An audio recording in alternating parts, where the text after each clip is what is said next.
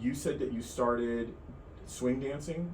I started swing dancing right out of high school. Okay. At that like transitional time where you needed to like find your identity, I fell into swing dancing when I was 18. You know, at Disneyland on Saturday nights, they used to have a swing band every Saturday. Okay. And so like back in the 90s, that was like... swing in the 90s? I was there for it. Okay.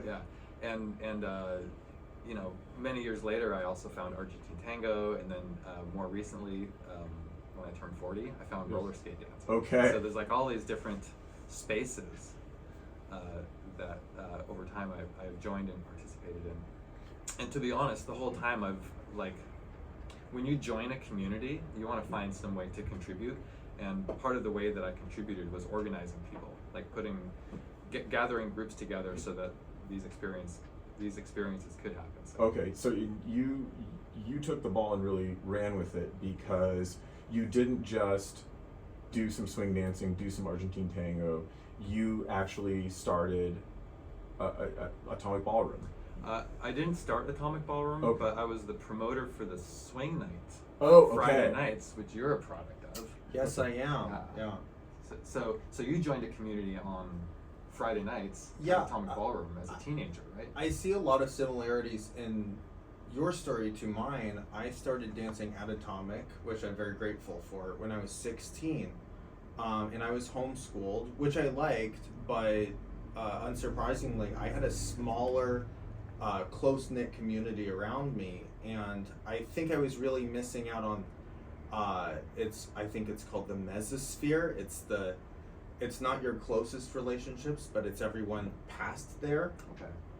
And so much of life happens there. These are the people you meet who give you new experiences, who help you grow as a person.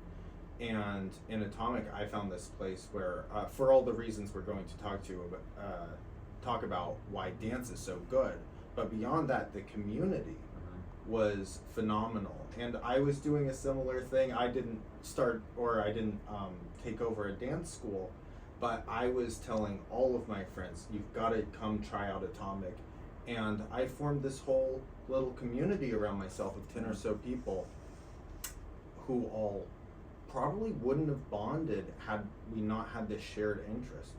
Sounds like the magic, the shared interest of social dancing. Absolutely.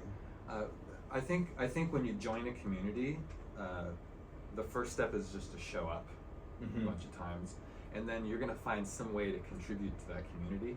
Like I think in myself, I wanted to gather people, and that was my contribution, and I was teaching, and that was my contribution. But you might just show up and maybe you would take pictures, maybe you're a photographer, maybe you would learn to DJ, maybe you're just gonna be that dancer who always dances with the new people.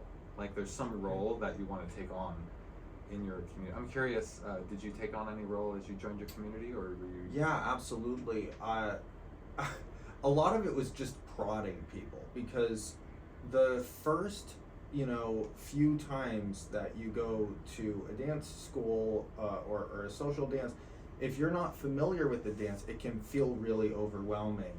Everyone knows the steps to something you've never seen before. And what I just tried to do was, one, I'd help people learn the steps outside if they had missed the lesson or if they had questions. I was always willing to help be sort of an intermediate teacher to help them feel more comfortable and accepted.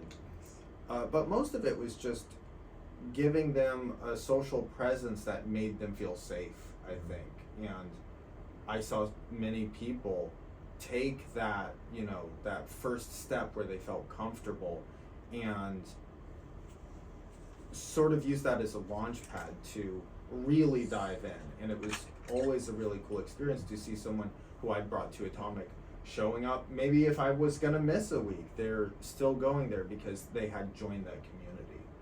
So I think for me, I was just hoping, like, come on, try it out and stay.